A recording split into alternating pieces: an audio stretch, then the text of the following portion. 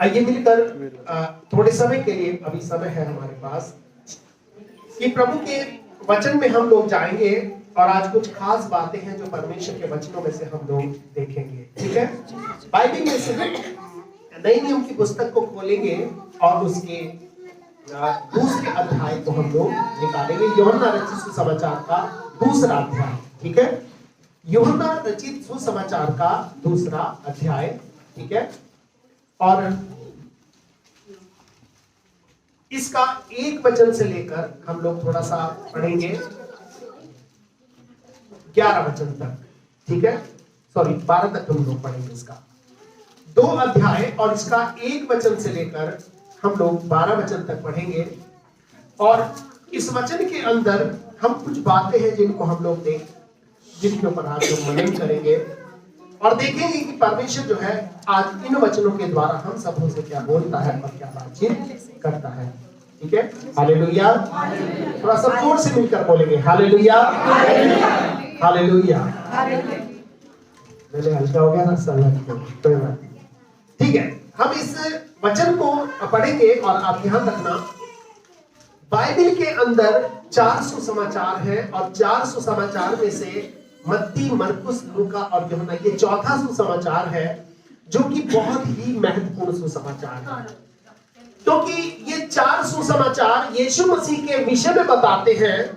और ये यीशु मसीह के विषय में इस तरह से बताते हैं कि जैसे आप एक घर को देखने जाते हो, आप एक फ्लैट को देखने जाते हो, तो उस फ्लैट को देखने का 3-4 तरीके होते हैं। तो फ्रंट व्यू होता है, मतलब सामने से वो कैसा दिखाई देता है। एक बैक व्यू होता है कि पीछे से वो कैसा दिखाई देता है। एक टॉप व्यू होता है कि ऊपर जाकर वो कैसा दिखाई देता है। और एक होता है इनर व्यू। इनर व्यू का मतलब अंदर से वो कैसा है। ठीक है, तो सबसे महत्वपूर्ण जो चीज होती है वो ये नहीं होती कि वो बाहर से कैसा दिख रहा है। सबसे महत्वपूर्ण चीज ये नहीं होती कि वो छत पे चढ़ के कैसा दिख रहा है और वो पीछे से कैसा दिखाई दे रहा है, पर सबसे महत्वपूर्ण चीज ये होती है कि वो फ्लैट या वो मकान अंदर से कैसा दिख रहा है। हालेलुया। तो बिल्कुल उसी तरह से यूहन्ना जो है ये यीशु मसीह का एक बहुत ही गहरा चेला है। कैसा चेला है? बहुत ही गहरा, मतलब ये बहुत गहराई से यीशु के साथ रहता था। और जब यीशु मसीह और उसके चेले आपस में बैठते थे, ये यूहन्ना चेला होता था जो उसकी छाती के ऊपर गिरा रहता था, मतलब एकदम उससे सट करके बैठता था। और बाइबल एक दो जगह बताती उसकी छाती की ओर झुका रहता था। क्यों? क्योंकि उसके हृदय की आवाज को वो सुनता था, उसके हृदय की बात को ये पहचानता था। और इसीलिए ये जो चेला है इसको मालूम था यीशु मसीह कौन है। इसलिए जब ये अपने सुसमाचार को लिखता है, ये पहले वचन में कह देता है कि आदि में वचन था, वचन परमेश्वर के साथ था और वचन ही परमेश्वर था। हालेलुया। तो आज ये वचन जो है हम सबों के पास में है, ठीक है, हम सबों के घर में हो सकता है, पर जब आप प्रभु के भवन में आते हैं इस वचन को लेकर के आइएगा। क्योंकि अगर नहीं लाएंगे तो आप ये मत सोचना बड़ा बोझ है, कौन लेके चलेगा, मोबाइल में से देख लेंगे। नहीं, ऐसा नहीं है। मोबाइल अपनी जगह है पर वचन अपनी जगह है। क्योंकि परमेश्वर जो है अपने वचन को क्या है, बाइबल बताती है कि परमेश्वर ने अपने वचन को अपने नाम से अधिक महत्व दिया है। तो इसलिए हमें भी अपने जीवन के अंदर परमेश्वर के वचन को अधिक महत्व देना चाहिए, क्योंकि ये खुद क्या है, परमेश्वर। ये वचन दो तरह से होता है। एक तरह से ये होता है जिसको हम बोलते हैं लोगोस। लोगोस का मतलब कि रिटन वर्ड, लिखा हुआ वचन।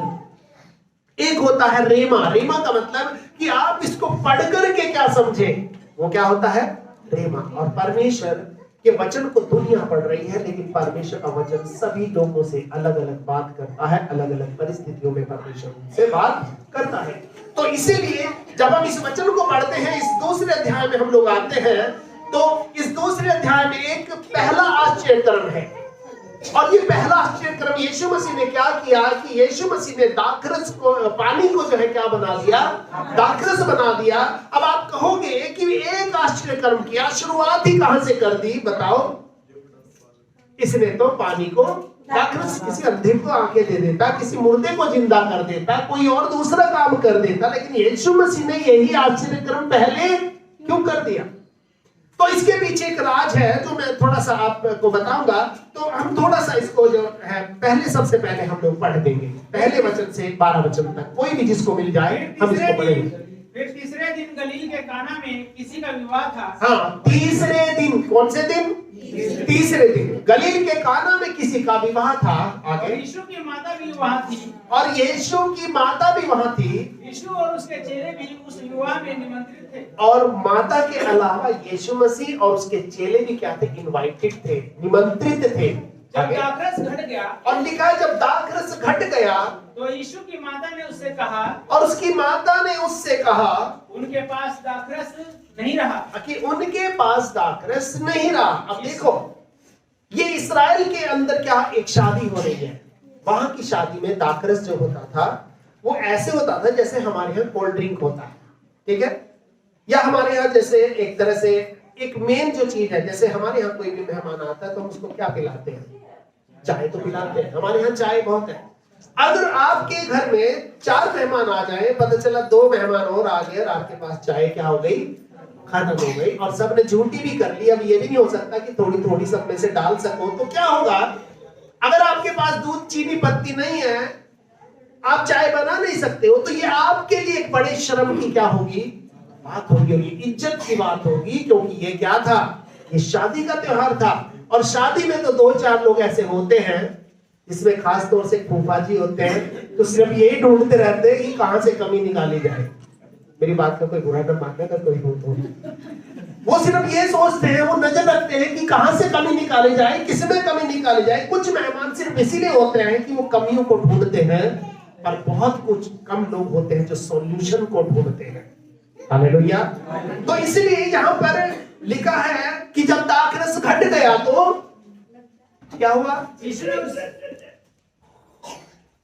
हाँ, की माता ने उससे कहा, हाँ, उनके पास दाखरस नहीं रहा। हाँ, अब सिफारिश लेके कौन आया, यीशु मसीह की माता जी। क्या कहा कि उनके पास दाखरस नहीं रहा। आगे क्या है, यीशु ने उससे कहा, हाँ, हे महिला, हाँ, मुझे तुझसे क्या काम है, कि हे महिला मुझे तुझसे क्या काम है। हाँ, आगे, अभी मेरा समय नहीं कि आया। अभी मेरा समय नहीं आया है। आगे, उसकी माता ने सेवकों से कहा, और उसकी माता ने सेवकों से कहा, जो कुछ वह तुमसे कहे वही करना। और जो कुछ वो तुझसे कहे वही करना। हाँ, वहाँ यहूदियों के शुद्ध करने की रीति के अनुसार पत्थर के 6 मटके भरे थे। हमारे 6 मटके पत्थर के क्या थे, रखे थे। आगे, जिनमें 2-2, 3-3 मन समाता, और जिनमें 2-2, 3-3 मन समाता था। आप समझ सकते हो मटके कितने बड़े बड़े होंगे, ठीक है। मटके अगर कोई जानना चाहे तो कभी गांव में किसी जाना, किसी पुराने घर में देखना कि पुराने लोग जो गुड़ भी मटके में इकट्ठा करते, माट बोलते थे उनको, बड़े बड़े वो मटके होते थे, गुड़ उसमें, शक्कर उसमें इकट्ठा करते थे, जो खास खास चीज होती थी, दाल इकट्ठा करना, ऐसी चीज वो माट में इकट्ठा करते थे और उसको ढक करके रखते थे, उसमें इतना समाता था। आगे, हाँ, यीशु ने उनसे कहा, यीशु ने उनसे कहा मटकों में पानी भर दो, कि मटकों में पानी भर दो। उन्होंने उन्हें मुहामुंह भर दिया, और उन्होंने उनको क्या करा, मुहामुंह के ऊपर तक भर दिया। आगे, तब उसने उनसे कहा अब निकाल कर भोज के प्रधान के पास ले जाओ। कि अब निकाल कर इसको, भोज का जो प्रधान होता है, इसका मतलब आपको मैं बताऊं, जब भी कोई शादी होती है, ब्याह होता है, तो उसमें एक भंडारा होता है ना, भंडारी किसी को बनाया जाता है ना, किसी को बैठाया जाता है और ऐसे आदमी को वहां बैठाया जाता है कि जो फालतू इधर उधर बोलने वाला होता है उसको बैठा, थोड़ा दिमाग का चालाक होता है, उसको बैठाया जाता है, भाई ध्यान रखना कितने लड्डू जाने, कितने पूरी जानी, कितना ये जाना, कितना कपड़ा जाना, कितना ये जाना। तो वो सारा का सारा क्या करता है, उस जगह की देखभाल करता है। तो इसी तरह से इस्राएल के अंदर भी क्या होता था, जब कोई शादी होती थी तो एक भोज का प्रधान किसी को बनाया जाता था, भाई भंडारे का काम तुझे देखना है, ठीक है, हमें कोई मतलब नहीं है किसको जाना, कितना खत्म हो गया, कितना बच गया, वो सब तू जाने और तेरा काम जाने, क्योंकि हम दूसरे कामों में लगे रहेंगे, ठीक है। हाँ, आगे क्या हुआ? और वे ले गए। हाँ, ले गए। जब भोज के प्रधान ने वह पानी चखा, जो दाखरस बन गया था, और नहीं जानता था कि वह कहां से आया है, और उसे नहीं पता था वो कहां से आया है। हाँ, परंतु जिन सेवकों ने पानी निकाला था, लेकिन जिन सेवकों ने पानी निकाला था वे जानते थे। तो भोज के प्रधान ने दूल्हे को बुलाकर उससे कहा, हर एक मनुष्य पहले अच्छा दाखरस देता है, कि सबसे पहले शुरुआत में तो first impression is the last impression, यानी कि पहला जो किसी का ऊपर प्रभाव होता है वो समझ लो आखिरी का प्रभाव होता है। अगर आपके से कोई नया व्यक्ति मिलने आया और आपने उसको ऐसा दिखा दिया कि आप बहुत गुस्से वाले हो, तो वो आपके अपने दिमाग पे एक पिक्चर बना लेगा, ये आदमी तो भैया ठीक नहीं है, ये गुस्से वाला है। तो हाँ, आगे थोड़ा पढ़ेंगे। और जब लोग पीकर छक जाते हैं तो वो मध्यम देता है, और परंतु तूने अच्छा दाखरस अब तक रख छोड़ा है। यीशु ने गलील के काना में अपना यह पहला चिन्ह दिखाकर अपनी महिमा प्रकट की। हाँ, और उसके चेलों ने उस पर क्या किया? हालेलुया। तो सबसे पहला आश्चर्य क्रम जो था वो किसके लिए था? चेलों के लिए था। किसके लिए था? क्योंकि ये चेले अभी नए चेले बने थे, इनको नहीं मालूम ये कौन हमारे साथ है, क्या कर रहा है, क्या नहीं कर रहा है। अब यहाँ पर इस वचन को थोड़ा सा हम लोग देखेंगे कि इसमें क्या है। शुरुआत में क्या लिखा है? तीसरे दिन। कौन से दिन? तीसरे दिन। अगर आप बाइबल को ध्यान से पढ़ोगे, उत्पत्ति की पुस्तक को, उसमें लिखा है पहले अध्याय में, तीसरे दिन परमेश्वर ने क्या बनाया? वेजिटेशन को बनाया। वेजिटेशन समझते हो? फूल, पत्ती, पौधे, है ना।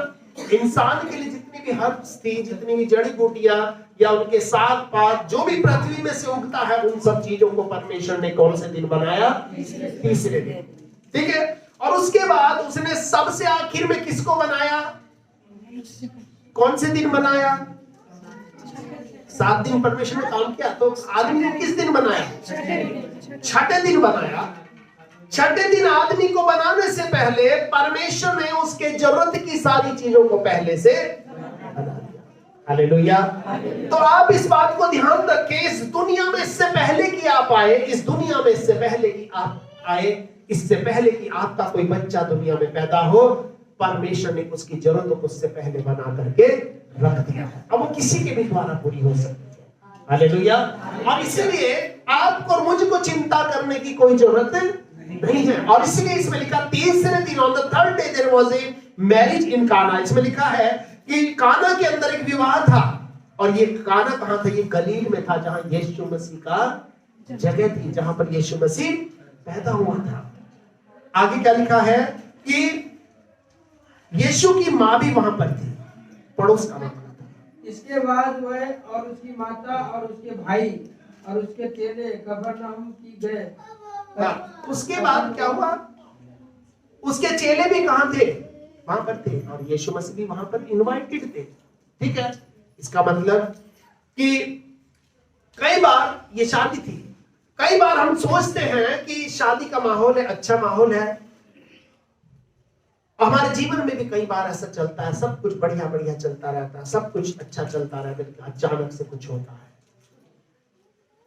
हम कभी भी इस बात को ना सोचे कि अब सब कुछ अच्छा चल रहा है तो हमें अब परमेश्वर की जरूरत नहीं है। बहुत सारे लोग थे इस कलीसिया में आए, जब उनके काम हो गया तो वो यहाँ से चले गए। वो सोचते हैं कि शायद अब उनको प्रभु की जरूरत नहीं, लेकिन यदि शादी चल रही थी और इस शादी में क्या हुआ, आकृष्ट बढ़ गया। आप ये मत सोचो कि आपके जीवन में अगर सब कुछ अच्छा चल रहा हो तो कभी कोई दिक्कत आगे नहीं होगी, क्योंकि यहाँ पर भी सब कुछ बढ़िया चल रहा था। अचानक क्या हो गया, बड़ी बेइज्जती वाली बात हो गई। वो भी किसके लिए, जो परिवार था उसके लिए। अब क्या होगा, लोग क्या कहेंगे। और ध्यान रखना, जब आप प्रभु को अपना जीवन दे चुके हो तो आप कहीं भी जाते हो, जो भी करते हो, यीशु को अपने साथ इनवाइट करके ले जाओ। हालेलुया, प्रभु मेरे साथ चले। अब यहाँ पर क्या था, यीशु मसीह इनवाइटेड था, वो आमंत्रित था, उसको बुलाया गया था। और बाइबल में लिखा है, मेरी उपस्थिति तेरे साथ जाएगी और मैं तुझे विश्राम दूंगा। हालेलुया। निर्गमन 33 अध्याय के 14 वचन में ऐसा लिखा है, मेरी उपस्थिति तेरे साथ जाएगी। और बाइबल में इफिसियों में लिखा है कि मैं उनमें रहूंगा, उनमें बसूंगा, उनमें चला फिरा करूंगा, वो मेरे लोग होंगे और मैं उनका। हालेलुया। आप जहां भी जाते हो, किसी भी स्थान पर जाते हो, आपको ये करना है कि आपको परमेश्वर को अपने साथ लेकर के क्या है, चलना। अब उन लोगों ने कहा कि भाई यीशु मसीह है, इसकी मम्मी को कहते हो, जरा डांट के बोलेगी, जरा ध्यान रखना, जरा थोड़ा देखो।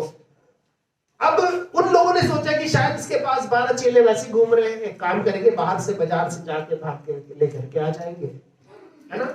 लोगों का जो सोच होता है, मान लो आपके घर में पार्टी चल रही है, कोल्ड ड्रिंक खत्म हो गया है या कोई और चीजें घर में खत्म हो गई, तो आप क्या करोगे, किसी को ढूंढोगे। 2-4 लोगों पे एक काम करो, फटाफट भाग करके बाजार से ये सामान लेकर के आओ। और उन्होंने भी ऐसा कहा, उसकी मां से कहा कि देख यीशु मसीह से बोल, ये उनका दाखरस। उनको नहीं मालूम था कि ये व्यक्ति वो है जो चमत्कार कर सकता है। हालेलुया। तो कई बार हमारे जीवन में सब कुछ होता है, लेकिन हमें विश्वास नहीं होता कि हमारा प्रभु हमारे लिए चमत्कार कर सकता है। आगे इसमें लिखा है कि मरियम ने जो है इस समस्या को किसको बताया, सिर्फ यीशु मसीह को बताया। किसको बताया, यीशु मसीह। उसने किसी दूसरे को ये समस्या क्यों, क्योंकि परिवार की इज्जत का सवाल था। लोग क्या कहेंगे, बताओ, इनके यहाँ तो खाने को भी नहीं। और ऐसे वक्त में लोग मौका ढूंढते रहते हैं कि कब क्या बोला जाए ताकि लोगों को थोड़ा सा नीचा दिखाया जाए। और जो नीचा देखने वाला, वो बेचारे को सुनना पड़ता है, क्योंकि गलती होती है। और इसलिए यीशु मसीह की मां ने ये बात किसको बताई, यीशु को बताई। आगे क्या लिखा है, यीशु को बताई। और यीशु को बता करके उसने क्या किया, यीशु ने कहा कि हे महिला, मुझे तुझसे क्या काम, मेरा समय अभी नहीं है। तो वो एक एक्सपेक्टेशन थी यीशु मसीह से, एक उम्मीद थी कि भाई ये तो कम से कम मना नहीं करेगा। तो कई बार जब आप मुसीबत में होते हो, परेशानी में होते हो, आपकी प्रार्थना का जवाब ऐसे नहीं मिलता जैसे आपकी उम्मीद होती है, जैसा आप चाहते हो। परमेश्वर कई बार हमारे जीवन में काम करता है, लेकिन वो वैसे नहीं करता जैसे हम चाहते हैं, पर वो वैसे काम करता है जैसे वो चाहता है। हालेलुया। अब कई बार हमारी सोच अलग होती है, नहीं प्रभु ऐसे नहीं, ऐसे हो जाता तो बहुत बढ़िया था, लेकिन प्रभु कहता है तुझे नहीं मालूम तेरे लिए अच्छा क्या है और बुरा क्या है, मैं जानता हूं कि तेरे लिए अच्छा क्या है और बुरा क्या है। हालेलुया। और इसलिए वो कहने लगा, महिला मेरे तुझसे क्या काम।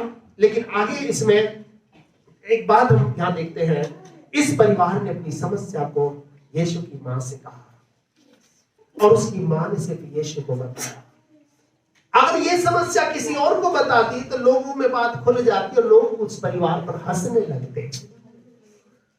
आप भी के जीवन में कभी कोई ऐसी समस्या, कोई दुख है, कोई पीड़ा है, आप उसको यीशु को बताओ। किसको बताओ, लोगों को नहीं बताओ, या उसको बताओ जो यीशु के पास जाने वाला हो। उसकी मां कौन थी, यीशु से संबंध रखने वाली थी, उसको बताया।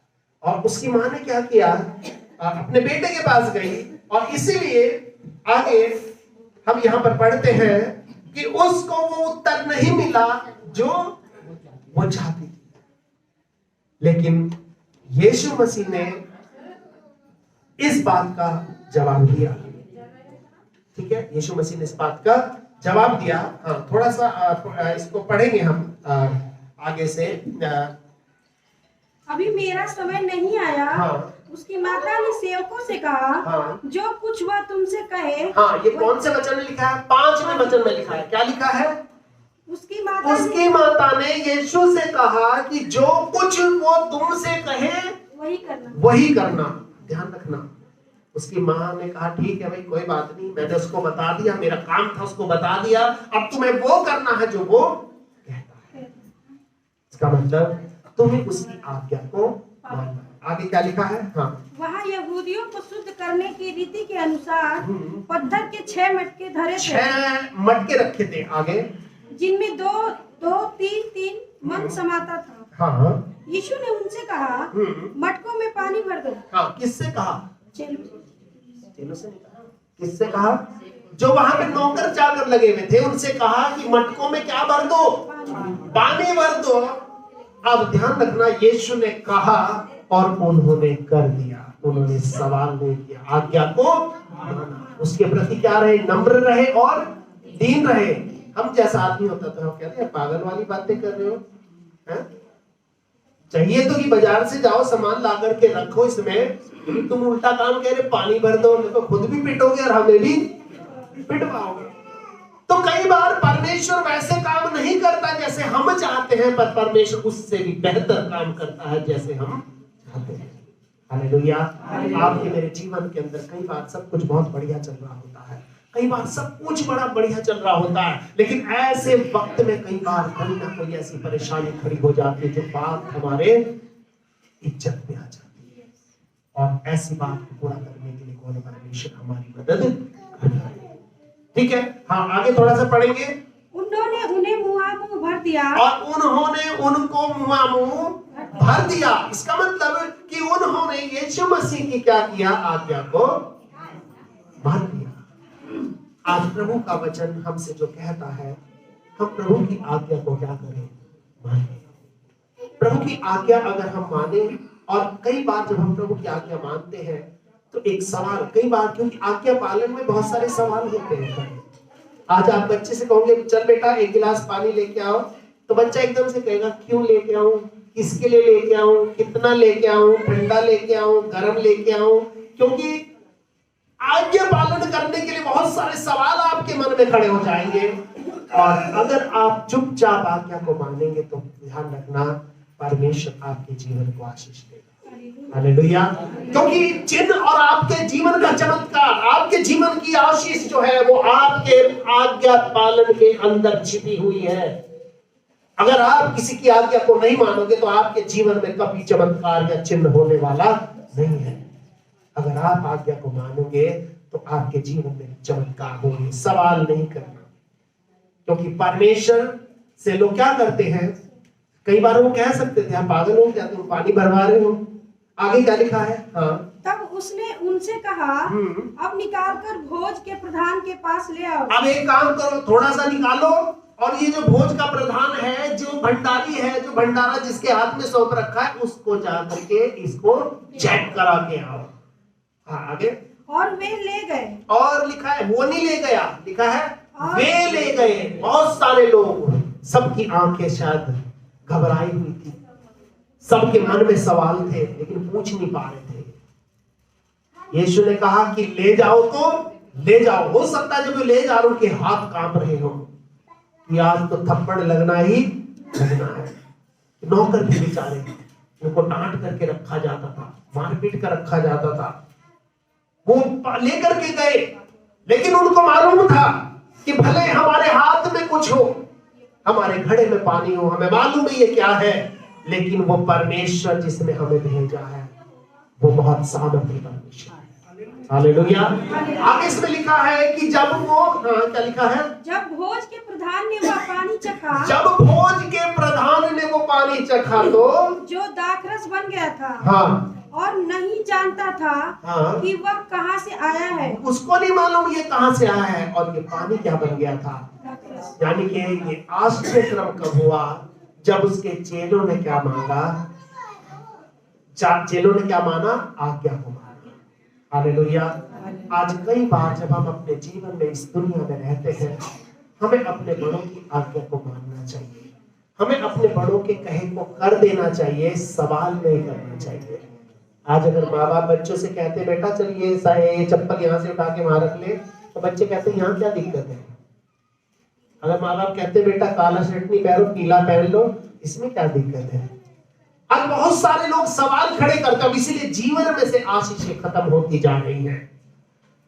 पहले बुजुर्ग लोग होते थे जो एक दूसरे के लड़का लड़की को लेके आ जाते थे, लड़का है लड़की आंख बंद करके अपना चल लेते थे, क्योंकि उन्हें विश्वास था कि वो जो करेंगे सही। और डाइवर्स के जो रेट होते थे, मतलब कि जो तलाक के जो आंकड़ा होता था वो बहुत कम होता था। आज आपस में ऐसी सब शादी हो रही है और तलाक का आंकड़ा बहुत आगे बढ़ गया। क्यों? क्योंकि लोग आज्ञा पालन में विश्वास नहीं करते, क्योंकि लोगों के अंदर एक सोच आ गई है जो मैं कह रहा हूं वो सही है, जो दूसरा कह रहा है वो बहुत सही नहीं है। और इसीलिए आपको मैं बताना चाहूंगा, अगर आप परमेश्वर से कुछ पाना चाहते हो तो प्रभु की बात को आप आज्ञा मानो। प्रभु अगर आपसे कुछ करने के लिए कहता है, वो आपके भले के लिए कहता है, आप उसको मानना ही है। और अगर आप आज्ञा को मानोगे तो आप अपने जीवन में आशीषों को प्राप्त करोगे और आप अपने जीवन को एक बहुत ऊंचाई हद तक उठा ले जाओगे। हालेलुया। एक मम्मी जो है अपने बच्चे को लेकर एक दुकान पर जाती थी। वो बेचारे गरीब लोग थे, रोज कमाना था, रोज खाना था। और ये रशिया की बात है, उस समय रशिया में काफी गरीबी थी। और वो रोज एक परचून की दुकान पे जैसे जाती थी और सामान लेके आती थी, मेहनत मजदूरी करते थे। और माँ बेटा था, छोटा सा बच्चा था इस बच्चे जैसा। तो दुकानदार रोज कहता था बेटा लो एक टॉफी ले लो, बेटा लो एक टॉफी ले लो, बेटा वो बच्चा मना करता था कि नहीं, मेरी मम्मी ने बोला है कि मुझे टॉफी ऐसे नहीं किसी से लेना है।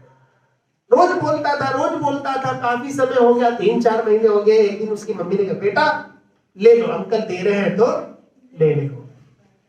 तो अंकल ने कहा ले लो बेटा। तो बच्चा कहने लगा नहीं अंकल मैं नहीं लूंगा, आप मुझे दे दो। मैं नहीं लूंगा, आप मुझे दे दो। मतलब मेरे लेने में और आपके लेने में क्या है, बहुत फर्क है।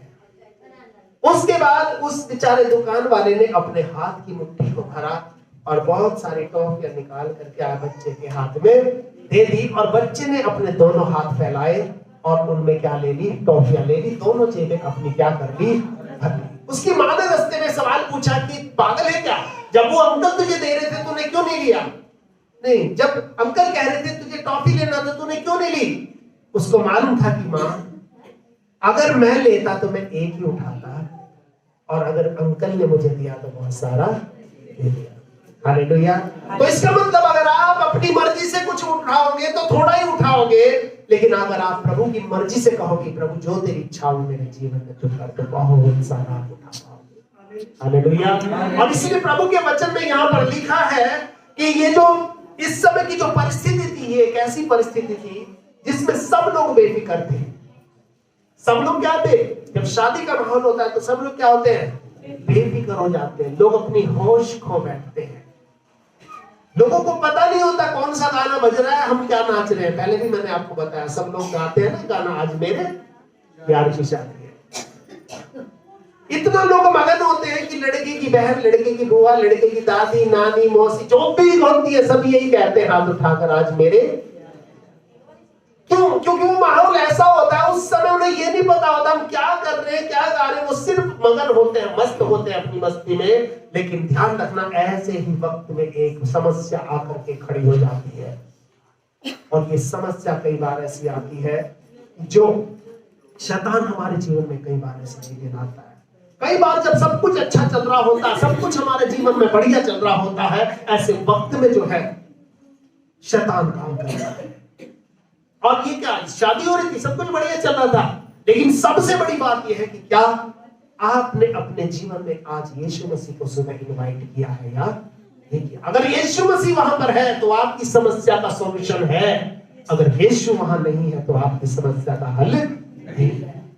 हालेलुया। आप कुछ भी करते हो, चाहे आप स्कूल जाते हो, चाहे आप पढ़ते हो, चाहे आप जॉब करते हो, चाहे आप नौकरी करते हो, चाहे आप बिजनेस करते हो, चाहे घर से बाहर निकलते हो, एक शब्द बोलने में कुछ नहीं जाता कि प्रभु मैं अपने शरीर आत्मा प्राण को तेरे हाथ में सौंपता हूं, तेरी उपस्थिति मेरे साथ चलेगी। और जब प्रभु की उपस्थिति आपके साथ होगी तो आपकी समस्या रहेगी ही नहीं। हालेलुया। जिस तरह से यहां पर ये क्या थी, एक समस्या थी, और इस समस्या को यीशु मसीह ने क्या कर दिया, दूर कर दिया। ठीक है। और कई बार जब हम कई चीजों के लिए प्रार्थना करते हैं कि प्रभु तू मेरी इस चीज को ऐसे पूरा कर, हमारे मन में एक प्लानिंग होती है कि प्रभु मैं अपना घर बनाऊं और थोड़ा ऐसा बनना चाहिए, ऐसा होना चाहिए, ऐसा होना चाहिए। ठीक है, लेकिन आप उससे ये कहें कि प्रभु तू मेरे घर को बना और मुझे आशीषित कर, तो ज्यादा अच्छा है। क्योंकि अगर प्रभु के हाथ में हम सब चीज सौंप देंगे तो परमेश्वर उसको आशीषित करेगा। और इसलिए इस वचन में से हम एक बात को पढ़ते हैं, हमें सिर्फ प्रभु की आज्ञा को माननी है, बाकी का काम तो खुद करेगा।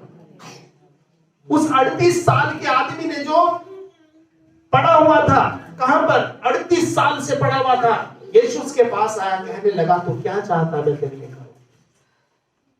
उसने सवाल नहीं किया यार कैसा आदमी थे, दिख नहीं रहा, मेरे पैर नहीं है, या मैं एक तरह से अपाहिज हूं, मेरे बस का चलना नहीं है, क्या मैं ये नहीं चाहूंगा कि मैं चल फिर सकूं। लेकिन यीशु से पूछ रहा था तू क्या चाहता है।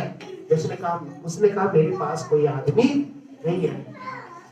उसके मन में इच्छा थी कि कोई आदमी आए, मुझे उठाए और जब पानी हिलाया उसके अंदर मुझे ले जाए। उसकी ये तरीका था, लेकिन यीशु का तरीका दूसरा था। उसने कहा मैं तुझसे कहता हूं अपनी खाट उठा और चल फिर। और बाइबल में लिखा है उसी घड़ी वो क्या हो गया, खड़ा हो गया और चंगा हो गया। क्यों? क्योंकि उसने उसकी आज्ञा को माना। एक कदम आपको विश्वास के साथ बढ़ाना है, और ऐसे वक्त में बढ़ाना है जब कुछ भी दिखाई नहीं देगा। पानी भर रहा था, इनको मालूम था कि भैया हम कह सकते हैं भैया आज तो ये बेइज्जती होने वाली है, पानी कैसे हो सकता है, ये सवाल कर सकते थे, लेकिन इन्होंने यीशु मसीह से कोई सवाल नहीं किया। लेकिन जैसा यीशु ने कहा वैसा इन्होंने किया, और इनकी आज्ञाकारिता के कारण इनका जीवन में वो समस्या इनकी आशीषों में बदल गई। क्योंकि भोज का प्रधान ये कह रहा था ये आज तक तुमने छिपा करके कहां रखा हुआ था। इसका मतलब कि परमेश्वर आपके जीवन को अपने तरीके से आशीष देगा, और ऐसी आशीष देगा कि जो आप सोच भी नहीं सकते। हालेलुया। इसलिए हर बात पर आपको क्या करना है, परमेश्वर के ऊपर भरोसा करना है। अगर हम परमेश्वर के ऊपर भरोसा करेंगे तो परमेश्वर का वचन कहता है कि जितनों ने उसकी ओर दृष्टि की उन्होंने ज्योति पाई और उनका मुंह कभी काला नहीं हो पाया। प्रियो, इस वचन से मैं आपको ये बताना चाहता हूं कि इस दुनिया के अंदर आपको हर स्थिति में, हर परिस्थिति में यीशु मसीह को साथ लेकर के चलना है। उसकी आज्ञा को क्या करना है, मानना है। और उसकी आज्ञा कौन सी है? 1000 आज्ञा, 2000 आज्ञा, 10 कितनी है? सिर्फ 2 आज्ञा है। 10 थी पर कितनी बना दी? 2 बना दी। क्योंकि 5 पहली आज्ञाएं परमेश्वर से संबंधित है और दूसरी 5 आज्ञाएं समाज से संबंधित है। यीशु ने कहा तू अपने परमेश्वर को अपने सारे हृदय से, सारे मन से, सारे चीजों से ज्यादा क्या करना, प्रेम करना। और इसलिए जब हम यहाँ पर प्रभु की आराधना करने के लिए आते हैं तो ध्यान रखना, हो सकता है कई बार प्रभु की आराधना करने के लिए कुछ आपको छोड़ना पड़े, आपको अपना घर छोड़ना पड़े, बिजनेस थोड़े देर के लिए बंद करना पड़े, अपना काम आपको बंद करना पड़े। लेकिन अगर आप परमेश्वर का भय मानकर प्रभु को अपने जीवन में ज्यादा प्रेम करेंगे तो आप अपने जीवन को वास्तव में आशीषित करेंगे। हालेलुया। दूसरी आज्ञा क्या है? तो अपने पड़ोसी को अपने समान प्रेम करना। लेकिन आज जो प्रेम लोग करते हैं, इक्वालिटी पे प्रेम हो गया है। अगर उसके घर में कार है तो मैं भी उनसे प्रेम करूंगा जिनके घर में कार है। अगर आज उनकी अपनी बिल्डिंग है तो मैं भी उनसे प्रेम करूंगे जिसके घर में बड़ी अच्छी बिल्डिंग है। लेकिन बाइबल में लिखा है यीशु मसीह ने हमसे प्रेम किया जब हम उस योग्य नहीं थे। हमें भी उनसे प्रेम करना है जिनसे कोई प्रेम नहीं करता है। और इसीलिए ये क्या है, परमेश्वर की आज्ञा है। और जब हम प्रभु की आज्ञा को मानेंगे तो चमत्कार हमारे जीवन में छिपे रहेंगे। हालेलुया। कुछ भी हमारे जीवन के अंदर हो सकता है और परमेश्वर आपके और मेरे जीवन को अपनी बरकतों से भरेगा और अपनी आशीषों से भरेगा। आइए हम सब लोग इस समय अपनी आंखों को बंद करेंगे और अपने सर्वशक्तिमान प्रभु के चरणों में अपने सरों को झुकाकर हम लोग थोड़े समय के लिए आज के इस वचन को हमने देखा, पढ़ा है, जाना है, इसके ऊपर थोड़ा समय के लिए हम लोग ध्यान करेंगे। हालेलुया। प्रभु जी, तेरे वचन के अंदर हमने देखा कि तेरे आज्ञा को मानना, तेरे लोगों की प्रभु जी बातों को मानना, तेरे वचन को मानना प्रभु, और तेरे साथ चलना, तुझे अपने जीवन में इनवाइट करना, ये सारी वो चीजें हैं जो प्रभु हमारे जीवन में एक आश्चर्य कर्म को लेकर के आती है। प्रभु हो सकता है आज हमारा सब कुछ बढ़िया चल रहा है, आज हो सकता है हमारा जॉब बढ़िया चल रहा है, हमारी आज बिजनेस अच्छा चल रहा है, आज हो सकता है हमारे जीवन में खुशियां ही खुशियां हैं, लेकिन एक समय आएगा प्रभु जब हमारे उस खुशियों में से एक जरूरत खड़ी हो जाएगी, जब इन खुशियों में से एक परेशानी आकर के खड़ी हो जाएगी, और ये परेशानी ऐसी है जो सारी की सारी खुशियों को तबाह कर देगी। हाँ पिता, हम ये प्रार्थना करते हैं कि तू इस समय अपने आसमान के दरवाजों को खोल दे प्रभु, और अपनी बरकतों को, अपनी आशीषों को प्रभु हम सबों के जीवन में यहाँ पर तू पहले है। हम विनती करते, प्रार्थना करते पिता परमेश्वर कि आज अपने वचन की आशीष को लेकर अपने लोगों को तू यहाँ से लेकर के जा, और तेरी उपस्थिति इनके साथ में जाए, और इनके जीवन में तेरा निमंत्रण हो प्रभु, तेरे निमंत्रण को प्रभु ये लोग अपने जीवन में दे सके, और तुझे अपने जीवन, घरों में, परिवार में, अपने कामों में तुझे इनवाइट कर सके प्रभु। जब ये सो करके उठते हैं पूरे दिन के लिए तुझे अपने साथ आमंत्रित कर सके, जब ये जागते हैं अपने जीवन में तुझे आमंत्रित कर सके, जब ये किसी काम पर जाते उस समय तुझे आमंत्रित कर सके, क्योंकि प्रभु अगर तू है तो प्रभु जी सच में उस समय मुसीबतों में भी हल को निकालने वाला परमेश्वर है। हाँ पिता, तू प्रभु है जो आज्ञा पालन के द्वारा हमारे जीवन को अपने चमत्कारों से, चिन्हों से, अपने आश्चर्यों से भर देता है। प्रभु परमेश्वर, हम ये प्रार्थना करते हैं कि ये भाई बहन लोग वापस अपने घरों को जाते हैं, तेरी उपस्थिति चलकर इनके साथ इनके घरों में जाए, और जब इनके कदम इनके घरों में पड़ते हैं वहां पर तेरी बरकतें, तेरी आशीषें और तेरी उपस्थिति इनके जीवनों में बहने लगे प्रभु। हाँ पिता, हम सब बातों के लिए आपका धन्यवाद देते हैं, और सब कुछ आपके पवित्र हाथों में हम सौंप देते हैं। धन्यवाद करते हैं प्रभु के प्रभु, राजाओं के राजा, दयालु महान परमेश्वर, क्योंकि आपने हमारी प्रार्थना को सुना है, और धन्यवाद के साथ ये प्रार्थना हम अपने उद्धारकर्ता, मुक्तिदाता प्रभु यीशु के पवित्र नाम से मांगते हैं। इसे सुने और ग्रहण करें, और हम सब जो लोग प्रभु के हैं मिलकर कहेंगे आमीन। अब हमारे प्रभु यीशु मसीह का अनुग्रह, पिता परमेश्वर का प्रेम और पवित्र आत्मा की सहभागिता अब से लेकर हमेशा तक हम सब लोगों के साथ होती रहेगी। आमीन।